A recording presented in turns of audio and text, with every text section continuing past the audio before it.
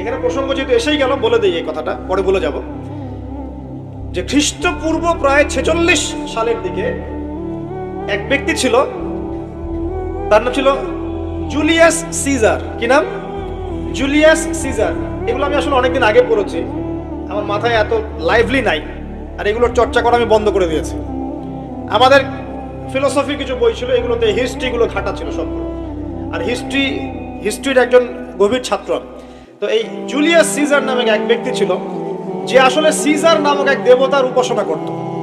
কথা বুঝতে পারছেন? ওদের অনেক দেবতা ছিল, এরকম একটা দেবতার নাম ছিল সিজার। ওর নামে সে নামকরণ রেখেছে জুলিয়াস সিজার। এই নক্ষত্র পূজারী ছিল, তারার পূজা করত। কথা বুঝতে পারছেন? তো তারার পূজা যে করে সে কি তাওহীদপন্থী না মুশরিক? বলেন, সে কি ইমানদার না কাফের, কোনটা? এখন সে একটা ক্যালেন্ডার ফর্ম করেছিল, এর নাম হলো এই গ্রেগরিয়ান ক্যালেন্ডার বলে আর কি। এখানে প্রথম বর্ষ যেটা, এই প্রথম বর্ষতে উৎসব পালন করা শুরু করেছে এই জুলিয়াস সিজার নামক এই ব্যক্তি প্রথম, এবং সে সমাজ এটা চালু করে দিয়েছে। এরপরে আরো পরে প্রায় খ্রিস্টের জন্মের 800 বছরের দিকে পারস্যের এক সম্রাট ছিল, তার নাম ছিল মনে হয় জামশিদ। তো এই ব্যক্তি একজন সম্রাট ছিলেন। তো সে আবার এরকম বর্ষ বরণের জন্য একটা মানে উৎসবের আয়োজন করে, তার নাম দিয়েছিল নওরোজ। কি নাম দিয়েছে? নওরোজ, মানে বর্ষ বরণ উৎসব। এভাবে এই পারস্য উপমহাদেশে পুরো জায়গাটায় এই নববর্ষ পালনের সংস্কৃতি চলে আসে।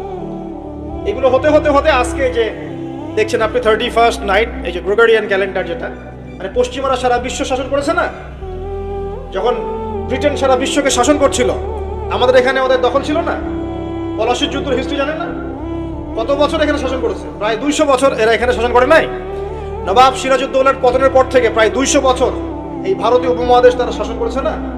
এখানে এই গ্রেগরিয়ান ক্যালেন্ডার ছড়িয়ে দেওয়া হয়েছে। এখন আমরা এই যে 31st নাইটের উৎসবটা পালন করছি, শুরু করছি। এটা কি আমাদের উৎসব? এটা কি মুসলমানদের? কাদের হলো তাহলে?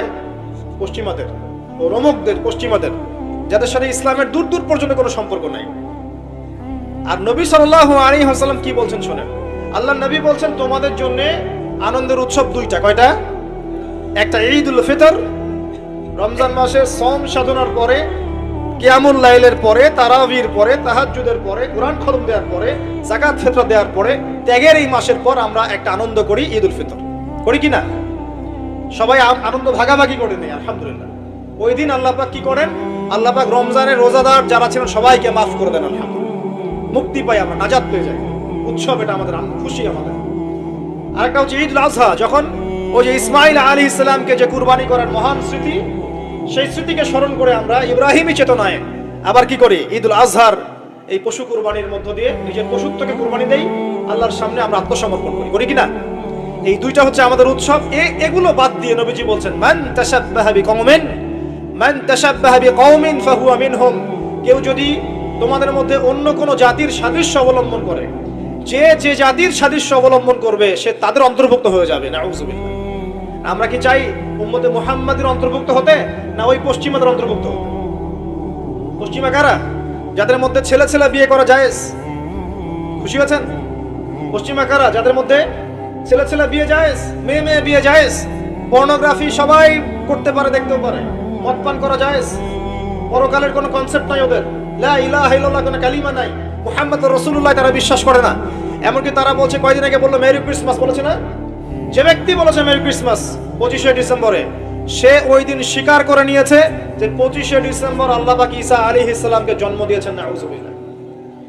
কথা মানে বুঝতে পারছেন না? যখনই আপনি এটা পালন করেছেন, তার মানে ওই দিন আপনি স্বীকার করেছেন যে ওই দিন আল্লাহ পাক ঈসা ইবনে মারইয়াম, আল্লাহর পুত্র, নাউযুবিল্লাহ, তাকে তিনি জন্ম দিয়েছেন। এটা স্বীকার করেছেন আপনি, করছেন না? ওই সভ্যতা অন্তর্ভুক্ত আপনি হতে চান? ওদের সাথে হাসর করতে চান, নাকি নবী সাল্লাল্লাহু আলাইহি ওয়াসাল্লামের সাথে করতে চান? বলেন। এটা আপনাকে বেছে নিতেই হবে। আপনি মুসলমান হয়ে এটা করতে পারবেন না। ইসলাম এই নামকা ওয়াস্তে পালন করতে পারবেন না। পালন করলে পরিপূর্ণ পালন করতে হবে। উদখুলু ফিস সিলমি কাফা। তোমরা পরিপূর্ণ রূপে দিনে প্রবেশ করো। তোমরা পরিপূর্ণ রূপে দিনে প্রবেশ করো।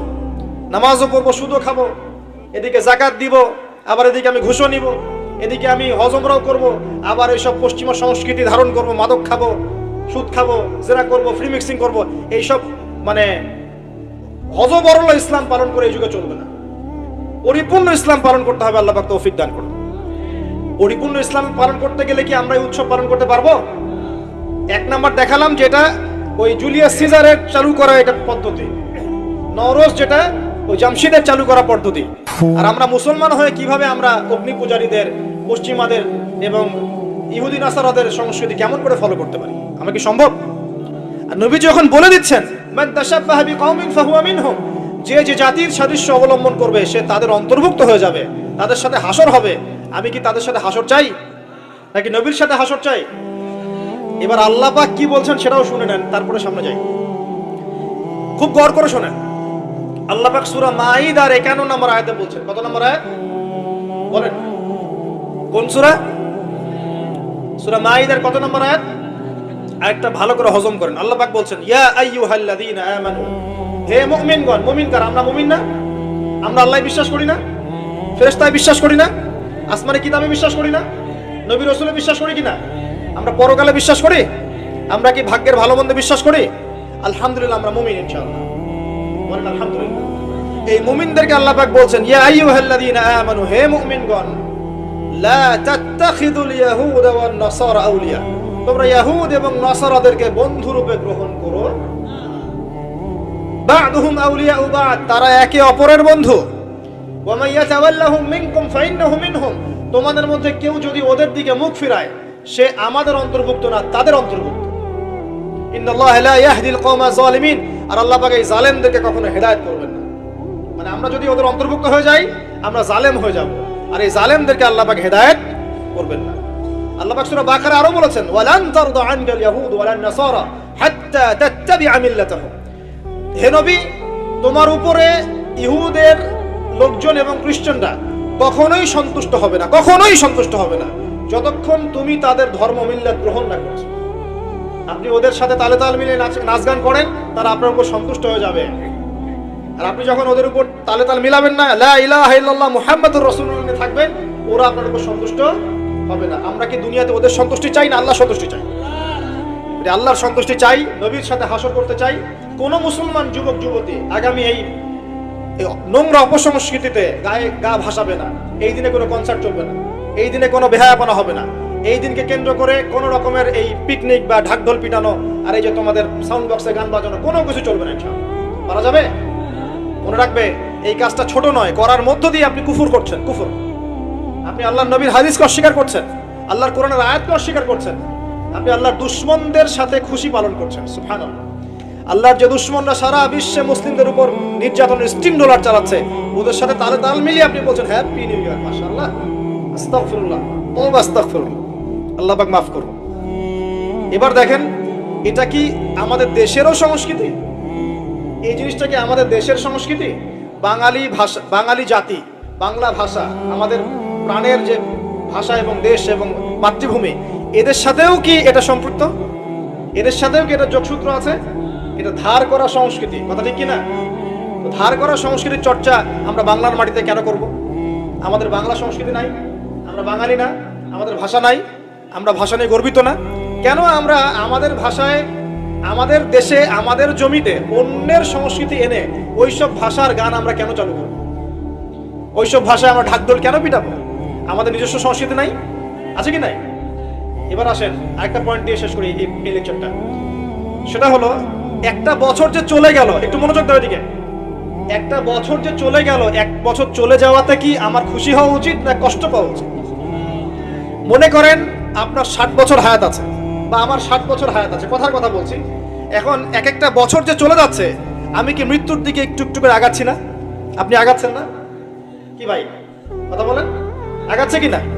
তাহলে আমরা একটা বছর চলে যাচ্ছে মানে কি আমরা একটা একটা করে ধাপ আগাচ্ছি কবরের দিকে। এখন আমার জীবন থেকে 2022 সালটা চলে গেল, তার মানে এক বছরে আমি কতটুকু নামাজ পড়লাম, কতটুকু রোজা রাখলাম, কতটুকু তাসবিহ তাহলিল করলাম, কতটুকু দাওয়াতি কাজ করলাম, দিনের জন্য কতটুকু কি করলাম, এইটা ফিকির করা উচিত না আমার? আমার জীবন থেকে একটা বছর চলে গেল মানে আমি কবরের দিকে এক ধাপ এগিয়ে গেলাম। এখন এগিয়ে যাওয়ার খুশিতে আপনি আজকে উৎসব পালন করছেন। আস্তাগফিরুল্লাহ, কি বুদ্ধি মাথায় দেখেন। জীবন থেকে একটা বছর হায়াত কেটে পড়ে গেল, এটাতে সে খুশি হয়েছে এবং খুশি হয়ে সে উৎসব পালন করছে, কনসার্ট করছে, ঢাকঢোল পিটাচ্ছে এবং পিকনিক করছে।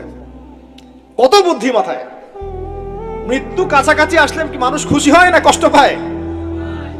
মৃত্যু কাছাকাছি আসলে মানুষ কি খুশি হবে নাকি আরো চিন্তা করবে, হায় আফসোস, 1 বছর যদি আরো ভালো কাজ করতে পারতাম আরো ভালো হতো? কোনটা বলেন? আফসোস হবে না? অবশ্যই হবে। হ্যাঁ, তার মানে এখন আপনি যদি কিছু করতেই চান, এই 31st নাইটে যদি আপনি কিছু করতেই চান, তাহলে আমি বলবো, আমার পরামর্শ, সুন্দর করে ওযু করে আইসে আপনাকে জায়নামাজে দাঁড়াতে হবে। দাঁড়ায় 2 রাকাত নামাজ পড়ে চিন্তা করবেন, আল্লাহ 1 বছর যে চলে গেল, আমি এই গত বছরে কি করলাম? দিনের জন্য কি করলাম? দুনিয়ার জন্য কি করলাম? পরিবারের জন্য কি করলাম? কতটুকু জ্ঞান অর্জন করলাম? কয়টা কোরআনের আয়াত শিখেছি 1 বছরে? কয়টা হাদিস শিখলাম? কয় ওয়াক্ত নামাজ ঠিক মতো পড়লাম? রমজানের সওম রেখেছিলাম কিনা? দান সদকা করেছিলাম কিনা? সৎ কাজে আদেশ করেছিলাম কিনা? অসৎ কাজে নিষেধ করেছিলাম কিনা? এই ফিকির করতে পারেন আপনি বসে বসে। যদি করতেই হয় কিছু, তাহলে এটা করতে হবে। অন্য কিছু করার সুযোগ আছে? উচিত হবে? একই তো আমাদের দেশের সাথে এই সংস্কৃতির কোনো সম্পর্ক নাই, এটা দেশদ্রোহিতাও হচ্ছে, আবার ইসলামের সাথে এর দূরত্ব কোনো সম্পর্ক নাই, ইসলামের সাথে দ্রোহিতা করা হচ্ছে। তাহলে বলেন, আমরা যদি আল্লাহ এবং তার রাসূলের সন্তুষ্টি চাই, তাহলে আমরা কি আল্লাহ এবং তার রাসূলের শত্রুদের সংস্কৃতি গ্রহণ করতে পারি? আল্লাহ পাক আমাদের সবাইকে বোঝার তৌফিক দান করুন। প্রিয় ভাইরা, যারা এই লেকচার শুনবেন অনলাইনেও চলে যাবে ইনশাআল্লাহ, যাদের কানে এই লেকচার যাবে, যদি কিছু করতেই হয়, জায়নামাজে দাঁড়িয়ে, ওযু করে জায়নামাজে দাঁড়িয়ে 2 রাকাত নফল নামাজ পড়ে তওবা করতে পারেন আল্লাহর কাছে, আল্লাহ 1 বছর চলে গেল, কি করতে পারলাম জানি না, আল্লাহ আমাকে পরের বছরটা আরো ভালো করে দিনের জন্য কাজ করার তৌফিক দান। এইটুকু করা যাবে না? যদি করতে চান এতটুকু করেন, এর বাইরে কিছু করতে যান না। আল্লাহ পাক বোঝার তৌফিক দান করুন। প্রিয় ভাইরা, এখন সামনে আসি যে আল্লাহর নবী এই পুরো জাহেলিয়াত পরিবর্তন করেছেন কোরআন সুন্নাহ দিয়ে। ঠিক আছে কথা? কোরআন সুন্নাহর মধ্যে কাজগুলো কি ছিল আমি কয়েকটা বলেছিলাম। 1, কোরআন তেলাওয়াত করা শিখেছে সবাই। 2, কোরআনের অর্থ বুঝেছেন সবাই। 3, কোরআনের সমস্ত আদেশ নিষেধ তারা মেনে চলেছেন। চলেন নাই? আমাদের উচিত হবে কোরআনের সমস্ত আদেশ এবং নিষেধগুলোকে মেনে চলা। আল্লাহ পাক আমাদের সবাইকে তৌফিক এনায়েত করুন। এরপর তারা কি করেছেন? কোরআন এবং হাদিসের দাওয়াতটা মানুষের কাছে পৌঁছে দিয়েছেন, দেন নাই? তাহলে আমাদের কি নিজে নিজে দিন পালন করলেই হবে না আমার পরিবারেও করাতে হবে? আমি নিজে পালন করছি, পরিবার পালন করছে, মাশাআল্লাহ, এখন আমার দায়িত্ব না সমাজের মধ্যে প্রচার করা? দায়িত্ব কি না? আরো কি কোনো নবী আসবেন? তার নবীর উত্তরসূরি কারা এখন? ওলামায়ে কেরাম। ওলামায়ে কেরামদের শুধু একার দায়িত্ব ইসলাম প্রচার করার, নাকি আমাদেরও দায়িত্ব আছে? আমরা ইখতিলাফি মাসআলাগুলোকে নিয়ে পড়ে থাকবো না, জটিল ফিকহি বিষয়গুলো সেটা আপনি আমি ফতোয়া দিতে পারবো না, এটা মুফতি সাহেবরা করবেন। কিন্তু কমন জিনিসগুলোর দাওয়াত আমরা সবাই দিতে পারি কিনা? নামাজের দাওয়াত আপনি দিতে পারেন? আপনি হালাল খাবার দাওয়াত দিতে পারেন? পর্দার দাওয়াত দিতে পারেন? আপনি এটা দাওয়াত দিতে পারেন যে আমরা সবাই 5 ওয়াক্ত নামাজ পড়বো, রোজা রাখবো, সামর্থ্য হলে হজ করবো, যাকাত দিব, এইটুক দাওয়াত তো আপনি দিতে পারেন, পারেন কিনা? মাদকদ্রব্য ছেড়ে দাও, মাদকদ্রব্য খেও না, সুদ খেও না, এই কমন কথাগুলো তো বলতে পারেন নাকি? বাল্লিগু আন্নী ওয়ালাউ আয়া, একটা আয়াতও যদি জানো তোমরা সেটা প্রচার করো। যদি আমরা সবাই মিলে দিন প্রচার না করি, দিনের অবস্থা আস্তে আস্তে কিন্তু সংকুচিত হয়ে আসছে। আপনারা কি বুঝতে পারছেন না যে অন্য ধর্মগুলো আস্তে আস্তে ছড়িয়ে পড়ছে? আমাদের এই গাফেলতির কারণে আজকে বহু মুসলিম ধর্মহীন হয়ে যাচ্ছে, হচ্ছে না? সত্য কথা বলেন, হচ্ছে কিনা? টাকার লোভে, চাকরির লোভে, হচ্ছে কিনা? এটা আমাদের গাফেলতি না? অতএব আমাদের সবাইকে শুধু আলেম ওলামার উপর দায়িত্ব ছেড়ে না দিয়ে আমাদের সবাইকেই দিনের দাওয়াতের, আম দাওয়াতের কাজ সবাইকে করতে হবে। আল্লাহ পাক তৌফিক দান। শুধু একদিনের ওয়াজ মাহফিল দিয়ে সব হবে?